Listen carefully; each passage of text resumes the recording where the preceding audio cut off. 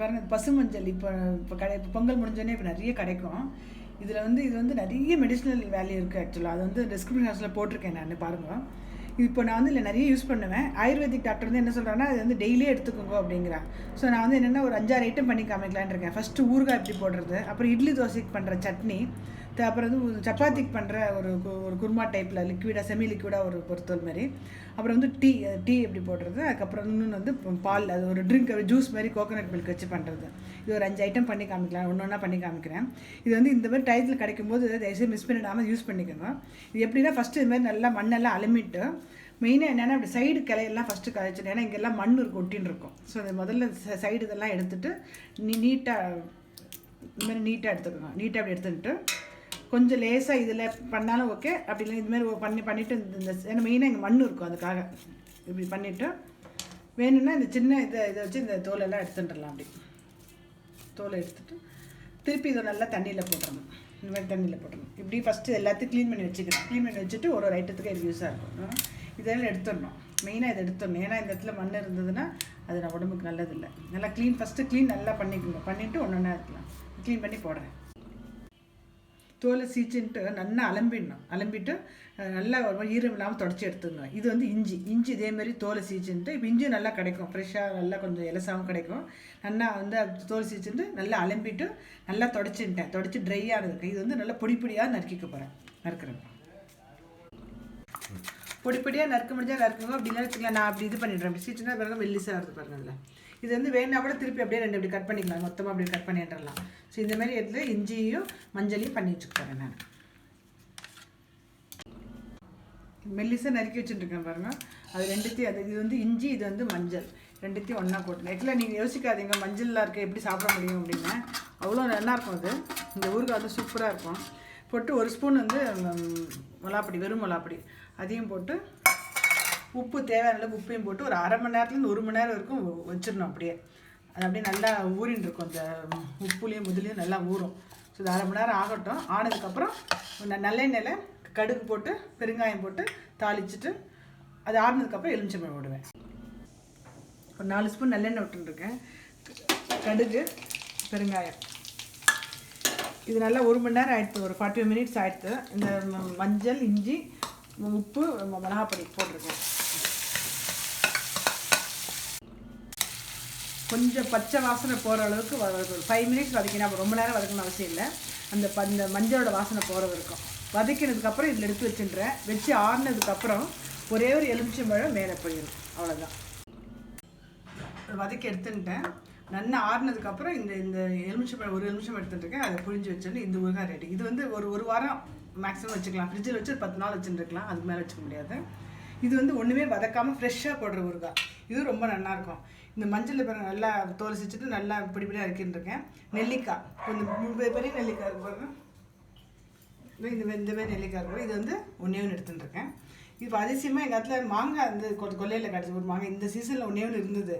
அதனால் என்ன பண்ண போகிறேன், இந்த மாங்காய் கொஞ்சம் போட போகிறேன். ஸோ இந்த மாங்காய் பிடிப்பிடியாக இருக்கின்ட்டு மாங்காய், நெல்லிக்காய், இது 3 பாட்டிலில் போட்டு உப்பு போட்டு நல்லா குலுக்கி விட்டுட்டே ஃப்ரிட்ஜில் வச்சிடணும். குலுக்கி விட்டு ஒரு 10 நாள் ஃப்ரிட்ஜிலே அது குளிக்கிட்டே வச்சுட்டோம்னா டெய்லி எடுத்து குளிக்கிட்டு திருப்பி ஃப்ரிட்ஜில் வைக்கணும். அப்புறம் அப்படியே பச்சையாக போட்டு சாப்பிட்லாம். ரொம்ப நல்லாயிருக்கும், உடம்புக்கு நல்லது.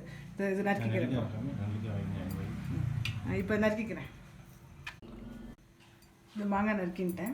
இது 3 இப்போ இந்த பாட்டிலில் ஒன்றா போட்டுட்டு குளிக்க விடலாம். ஆக்சுவலாக மாங்காய் இல்லைன்னு எது மாங்காய், இஞ்சி உங்கள் டேஸ்ட்டுக்கு எது பிடிக்குதோ. இப்போ மாங்காய் ஆற்றுல காய்ச்சிருக்கேன்னு மாங்காய் போட்டேன். நான் நெல்லிக்காய் உடம்புக்கு நல்லதுன்னு போட்டேன். நீங்கள் எது உங்களுக்கு இப்போ எந்த டேஸ்ட் பிடிச்சிக்கோ, வெறும் இஞ்சி போட்டாலும் சரி, இல்லை மாங்காய், இஞ்சி, இல்லை இதேமாரி 3 கலந்து போட்டு பண்ணால் ரொம்ப டேஸ்ட்டாக நல்லாயிருக்கும். அது இதுக்கு வந்து ஒன்றுமே கிடையாது. வெறும் உப்பு மட்டும்தான், எண்ணெய் கிடையாது, ப்ளஸ் வேக வைக்கிறதும் கிடையாது. அவ்வளோதான். இது வந்து ஒரு 10 நாள் நல்லா ஊறிடும். அப்படியே ஜலம் விட்டுன்ட்டு அப்படியே ஃப்ரிட்ஜில் வச்சு இப்படி நல்லா அப்படி குலுக்கி விட்டு வச்சிடணும். அப்புறம் வந்து வெறுமை போட்டு சாப்பிட்லாம். குழம்பு சாதத்துக்கு ரொம்ப டேஸ்ட்டாக இருக்கும். அவ்வளோதான், இந்த ஊறுகாய் ரெடி.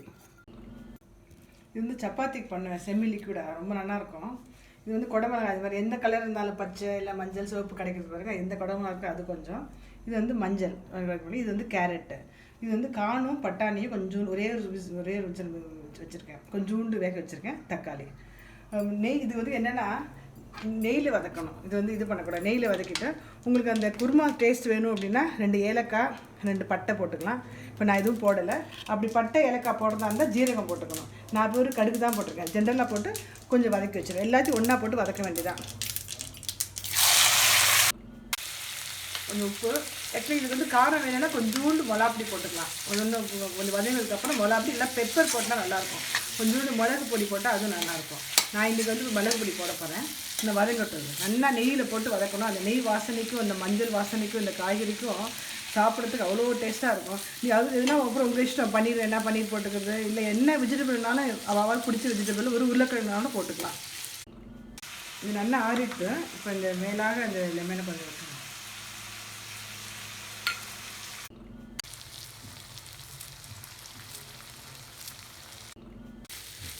ஆயிட்டு எடுத்து வச்சிருக்கேன் நான்.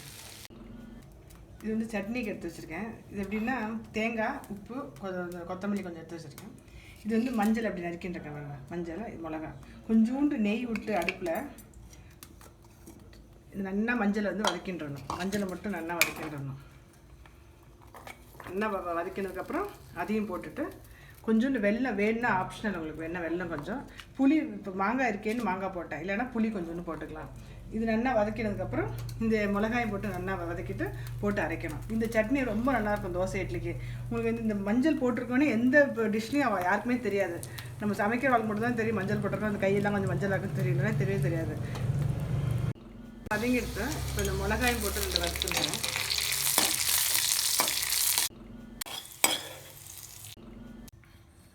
இப்போ கோகோனட் மில்க் கொஞ்சம் தண்ணியாக எடுத்து வச்சுருக்கேன். 2வது பால் எடுத்து வச்சுருக்கேன். கோகோனட்டில் இந்த தேங்காய் நல்லா புழிஞ்சு எடுத்துட்டுருக்கேன். இப்போ வந்து மஞ்சள் ஒரே ஒரு வரலி மஞ்சள், கொஞ்சம் இஞ்சி, மிளகு, இது 3த்தையும் நல்லா மிக்சியில் போட்டு நைஸாக அரைச்சிட்டு இதோடு போட்டு லேசாக கிண்டிட்டு ஹனி போட்டு கொடுக்கணும். ஆக்சுவலாக நார்மலாக நம்ம பண்ணோம் இல்லையா, அந்த பனகல்கண்டு போட்டு பால் சுட பண்ணி ரொம்ப கோல்டு இருமல் இருக்கும்போது இந்த பனகல் இந்த மஞ்சப்பொடி போட்டு மிளகு ஜீரகம் போட்டோம் இல்லையா, அதுமாதிரி பண்ணுறோம். இது பசங்களுக்கு வந்து ஒன்றும் இல்லை, சும்மா நார்மலாக நல்ல ஹெல்த் வெயிட் லாஸ் நல்லா ஆகும். வந்து இந்த ஜிம்முக்கெலாம் போகிறதுனால இது இந்த மாதிரி இந்த சீசனை கொண்டு கொடுப்பேன். இந்த கோகோனட் மில்க்கோட இந்த மஞ்சள், கொஞ்சம் இஞ்சி, மிளகு நல்லா அரைச்சிட்டு ஹனியும் போட்டு 5 நிமிஷம் அடுப்பில் வச்சுட்டு ஆற வச்சு கொடுக்கணும். ரொம்ப சுட பண்ணக்கூடாது. கொஞ்சம் ஒரு வார்மாக ஆனவுடனே போகிறோம். கொஞ்சம் கொஞ்சம் இந்த மஞ்சள் வாசனை வரதான் செய்யும். மஞ்சள் இஞ்சி வாசனைலாம் வரதான் செய்யும். இது கொஞ்சம் லேசாக ஒரு 2 மினிட்ஸ் வச்சுட்டு ஆஃப் பண்ணிடுறேன். ஆஃப் பண்ணிவிட்டு இங்கே வச்சுருக்கேன் பாருங்கள், ஹனி வச்சுருக்கேங்க. இந்த ஹனியில் ஆறினோடனே விட்டுருவேன். அதை இது ஒரு ட்ரிங்க். மாங்காய் இஞ்சி போட்ட ஊறுகாய். இது வந்து அப்படி ஒன்றுமே சேர்க்காம வெறும் நெல்லிக்காய், மாங்காய், வரலி மஞ்சள் போட்டு உப்பு போட்டு அப்படியே வச்ச வெறும் ஃப்ரெஷ். இது சட்னி நார்மல் தேங்காய் சட்னியில் அது அந்த மாதிரி இந்த இட்லி தோசைக்கு நல்லாயிருக்கும். இது வந்து பொறுத்தூள் செமி லிக்விடாக பண்ணிக்க தக்காளி போட்டு சப்பாத்திக்கு நல்லாயிருக்கும். இது வந்து குழந்தைகளுக்கு கொடு, பசங்க சாப்பிடுவாங்க. அது கோகோனட் மில்கில் ஹனி இந்த இது போட்டு ஆட் பண்ணியிருக்கேன். இது பண்ணியிருக்கேன். ஆக்சுவலி இது வந்து என்னென்னா, இன்னும் இப்போ இந்த கிடைக்கிற சீசனில் நம்ம சாம்பாருக்கு போடும்போது மஞ்சப்பொடி போடுறோம் இல்லையா, அதேமாதிரி கொஞ்சம் சீச்சு 2 துண்டு வந்து பருப்போடு சேர்த்து வேக பண்ணிடுறது. இதுமாதிரி எதாவது யூஸ் பண்ணிக்கோங்க. இந்த டயத்தில் வந்து யூஸ் பண்ணி அவ்வளோ ஒரு பெனிஃபிட்ஸ் இருக்குது. இதெல்லாம் டிஸ்கிரிப்ஷன் ஆப்ஷனில் போடுவார். எல்லாத்தையும் நீட்டாக இது படித்து பாருங்கள். அவ்வளோ நல்லாயிருக்கும். ஏதாவது ஒரு டிஷ்ஷை பண்ணி கண்டிப்பாக சாப்பிட்டு ஹெல்த்தியாக இருக்கலாம் நம்ம எல்லோரும்.